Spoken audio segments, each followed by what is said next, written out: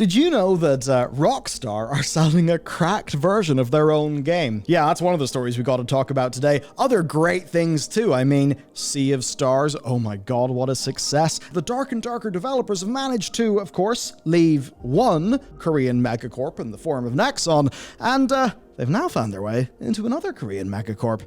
Number one, though, the true Baldur's Gate 3 feature that you all want, because you know what you're like, and I know what you're like. The game's companions are very thirsty. They really are thirsty, and not for a glass of water. This has sparked a lot of adoration, a lot of fan art, and it's because, like, systemically, it's as if all of these characters want to get in bed with you. And, I mean, some people even thought it's a bit off-putting, like, just how quickly characters want to jump in for the shag. And it turns out, this was a bug. Bugs are interesting. Sometimes they turn Gandhi into a nuclear war criminal, like if it's, I think, Civilization 2. Sometimes they just make everybody really want to get it on. So the characters are meant to be that into you, but not so quickly. It was a bug. The Gamer discovered this, and they asked Larian's CEO. And by the way, it's so cool just how much their CEO is talking to the press. But this is what he said. So it was a bug. The approval thresholds were too low when we shipped. That's why they were so horny in the beginning. It wasn't supposed to be that way. We've fixed it since, at least for some of them. We're still fixing a few of them. It wasn't intended, especially Gale. He wasn't supposed to be, like, instantly there.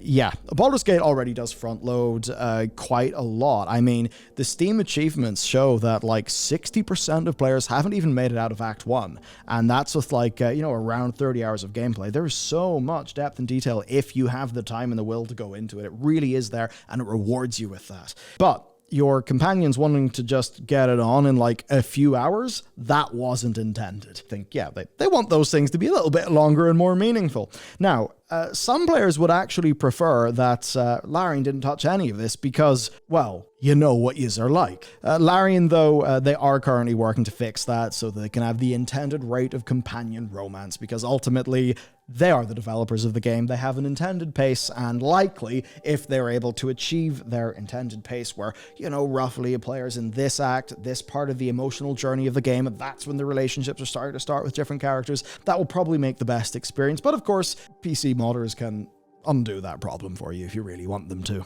Okay, Rockstar, are they still selling a cracked game? I know, it's a little bit crazy, the idea of pirating your own game to put onto Steam.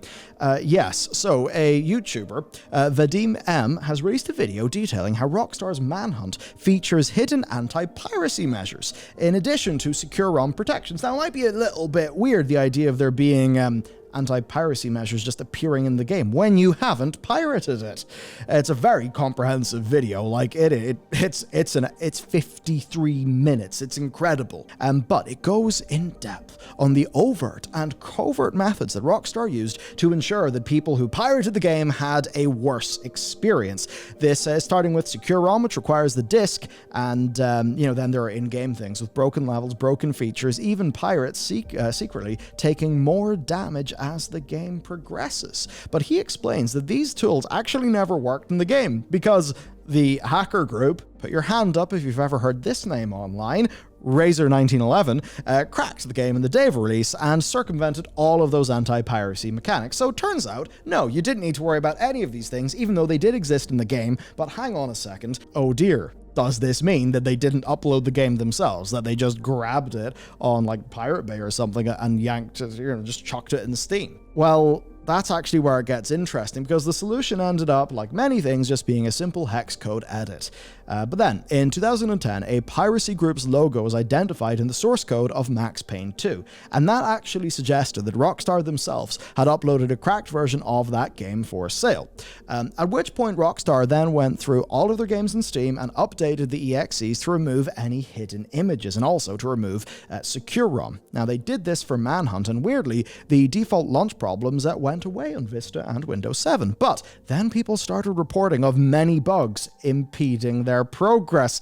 And that is because the cracked version of Manhunt that could circumvent the hidden piracy measures was built with the secure ROM code intact. And then that was gone after Rockstar's update, which meant that the circumvention was broken. And that meant that the base version of Manhunt on Steam triggers anti-piracy measures. This is a mad story, right? It's insane, because seemingly it is a broken version of a cracked build of the game. And that kind of suggests that if you legitimately buy the game, right, with no external community patches, that you will likely see loads of bugs that are actually anti-piracy measures. It's like if you bought, I think it's Serious Sam 3, if you get the pirated version of that and you get to like a certain level, a scorpion man appears and kills you. You can't defeat the scorpion man because he's the anti-piracy scorpion man. So it's kind of funny. I mean, even just this tweet, you know, for Christ's sake, and then you go and look at decoded text. Razor 1911, this is for Midnight Club 2. Huh, oh boy. Okay, next then. Let's talk about Dark and Darker, because man, it's interesting, you know, the whole way that it went with the microtransactions and then they responded to the community stuff. So here's the deal. Game dev is really expensive, and we all know that the Dark and Darker developer IronMace needs money. Number one, they've been in costly legal battles with South Korean megacorp Nexon for the entire time they've existed. And number two, well, I think we know they need money because they enabled a cash shop in Dark and Darker on their early access launch. Now, the thing is, they still cannot get Dark and Darker on Steam, which obviously is the biggest platform in PC games, and that means that they're probably rather thrilled with the recent reveal that somebody else is actually willing to give them money, and the person who is willing to give them money is another South Korean megacorp in the form of Krafton. They are basically looking at Dark and Darker as a brand they would love to bring to mobile. Of course, in Korea, mobile games are huge. So this is the kind of thing that they would, you know, they know they want to do. And you may not like know this if you're assuming you're like UK, USA, but you see games like PUBG Mobile, absolutely ginormous in, like, say, India, right? And like lots of other countries, lots of other regions that, you know, we don't think about, but where a lot of money can be generated because they're big economies. So yeah, they're basically aligning on this. The two companies have signed an agreement to license Krafton the Dark and Darker IP for that purpose. So have they, in a way, they've gotten bad, right? They've licensed it, but they haven't been acquired. They quite clearly want that freedom, but I think knowing that Krafton have had successful mobile projects, knowing that they really do need the money, like, what would they rather do, you know? Do a cash store and all of that stuff for your players, or would you rather just, like, give someone a license and get a whole bunch of money for that? I suppose the latter. You can see how, like, somebody would make that decision. Of course, it's hard to begrudge them their choices here, given those legal bills. And this isn't just legal bills with some guy who's pissed off. This is legal bills with Nexon. Nexon are really big. So it's an interesting situation. It's a bit awkward that, you know, if you read the IronMace website, we've seen firsthand how the corporate game companies sell their soul for an easy payday. We are disappointed to see them doubling down on more and more exploitative practices, becoming more like casinos instead of bringing joy to gamers. So they say that on their website. However, here's Lieutenant Parsec in PUBG Mobile. Yeah, PUBG Mobile is a crazy, weird place, but it makes a lot of money. Them's the breaks. They need the beans somehow, right? Okay, E3's probably dead. It's not literally dead, but it has been postponed. The ESA have ended their collaboration with ReedPop, who are the people who are going to be like delivering E3, and they've given up their traditional LA venue for 2024. So that's probably a bit rough. Now, there may be some sort of event in 2024, but their sources said that the trade body is working on a complete reinvention for the E3 show in 2025. Of course, though, Jeff Keighley, in short order, was able to announce his own story, just saying, hey, by the way, Summer Games Fest returns to LA for a spectacular celebration of what's next in gaming. It's like, oh, Jeff, you really do like sending shots at the ESA, which I can't be particularly down on, because the ESA, while they do represent the industry, they don't necessarily represent the consumers of that industry, so we don't particularly like them much over here. Okay, Sea of Stars. This is an amazing success, right? Of course, it is from the developers of The Messenger, and this is just mad because they managed to sell 100,000 copies on launch day, and that's not players. That is paid copies of their game. That is huge for a studio. And it's remarkable because, of course, they're on Game Pass, right? And what's even more insane is that they have gone on to sell the entire year's projected sales in just 1 week. 250,000 sold copies, even though they are sitting on Game Pass. 89% with a 99% recommendation. So it turns out that people want RPGs. We've got this. We've got Baldur's Gate 3, and somebody who loves RPGs, also somebody who, you know, I mean, I do have a horse in this race. I am kind of in the business of making RPGs, like with our RPG, The Pale Beyond.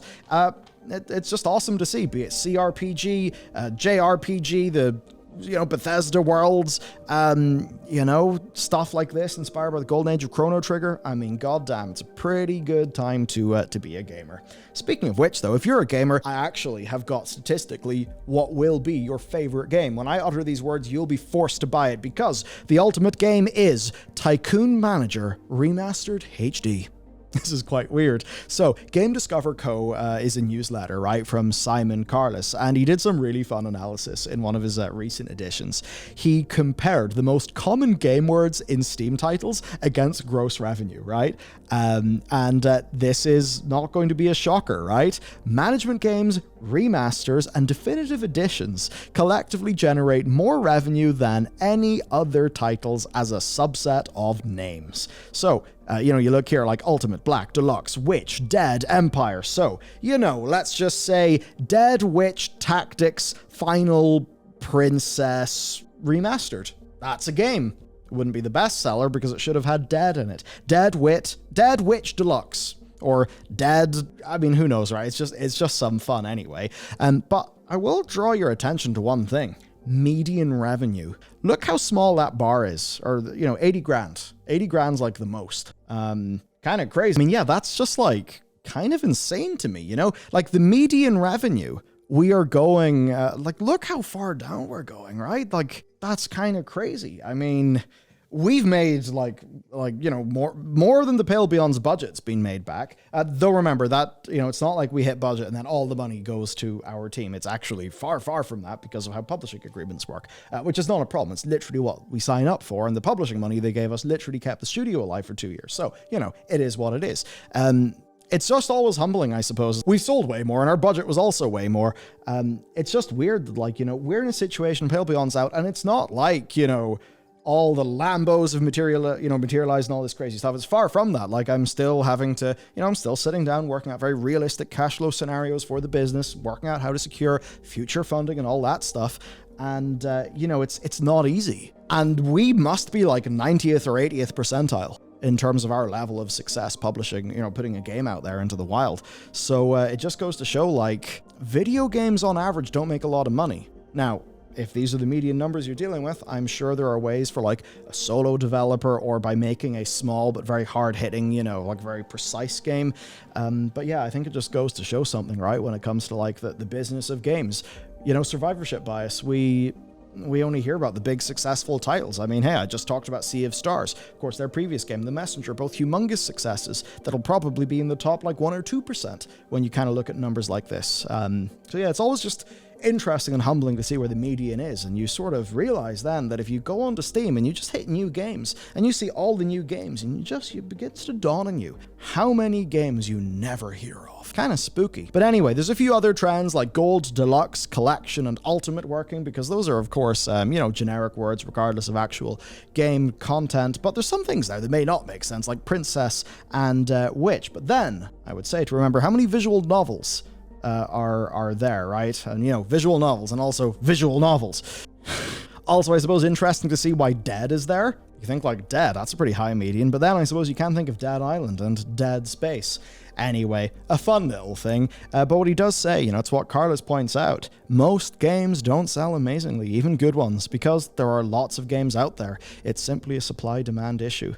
I would add to that, it's a not even supply, it's a distribution and awareness issue. I actually think there's lots of demand for video games, and so much of the problem is that a relatively small amount of games are known of because of community spread and marketing budgets.